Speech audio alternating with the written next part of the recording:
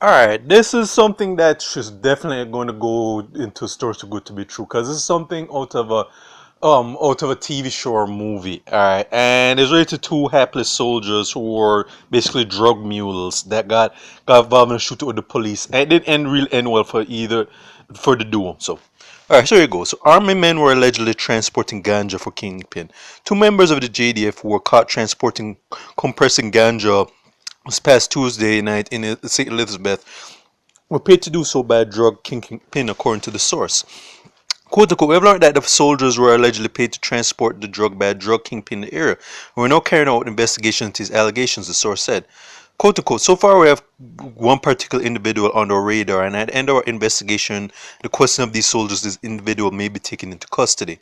In a statement, the JCDF said a joint police military team went into Gutter, St. Elizabeth to intercept the soldiers who were suspected of carrying a quantity of marijuana. Reports from the St. Elizabeth police are that shortly after 9 on on Tuesday night, a team of officers attached to the Vineyard Police Station were on patrol along a section of the Gutter's main road when they intercepted a JDF service vehicle which was suspected to be transporting quantity of compressed ganja. Driver of the vehicle was ordered to stop but sped away and reportedly opened fire on the police team. Again, this is something like out of Walker, Texas Ranger, NCIS, or major crimes, or like Nash Bridges. I could just go on with a list of action TV shows and movies with this trope. The lawmen gave chase and returned the fire, resulting in a high-speed chase and heated gun battle. The soldiers eventually came to a stop and engaged officers in a standoff, during which the JDF service vehicle was severely damaged by the bullets. The soldiers then ordered to surrender, but they refused. The police called out soldiers from Paradise Park, drove to the location, and demanded that the colleagues surrender and hand over the weapons. They complied and were arrested. Yeah, because they know that they would have been sent to the morgue if they didn't do so. Search of the vehicle led to the seizure of the compressed ganja weight approximately 1,500 pounds.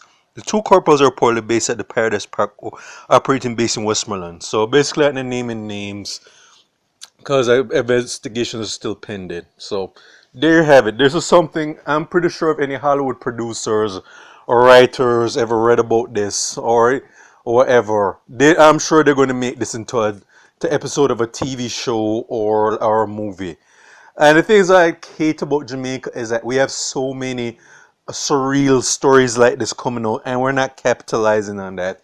Because instead of getting all these crappy TV shows and whatever garbage movies that we produce on and off, we should be making stuff like this because it's like a gold mine in story opportunities here. And yeah, I don't say to take light to the situation because this is a serious offense. The interesting thing that they could have at least they were transported harder drugs, because if they were, like, say they're transporting cocaine or whatever, yeah, let's just say that they're going to throw away the key on them. But I think with ganja, those a lot of pounds they're carrying, they're not going to get the hammers aren't going to fall as hard on them. But still, yeah, it's a bad look. It's the fact that resisting arrest, shooting at law enforcement, and plus transporting drugs, yeah, these guys are screwed. And as I said, like, this is, and the thing is that they've not named the name of these officers. Said not naming who this alleged kingpin is. But if this goes further than the story, names will be dropping soon. But I also suspect though that somebody tipped them off. I wouldn't be surprised if some other JDF soldiers knew about they were transporting drugs. Maybe they had a falling out, and then they tipped the police off, because it couldn't be just by happenstance they knew that these guys had drugs on them. They were tipped up by somebody, and I won't be surprised somebody in the JDF probably dimed on them right there. So that's pretty much what I have to say though. This is like this is like something out of, again, a TV show or movie. And Jamaica, we really need to capitalize on these type of stories, because we could make the amount of material we could use with, if we had some writers who had vision and weren't just stuck on these limited tropes that we put in our TV shows and films.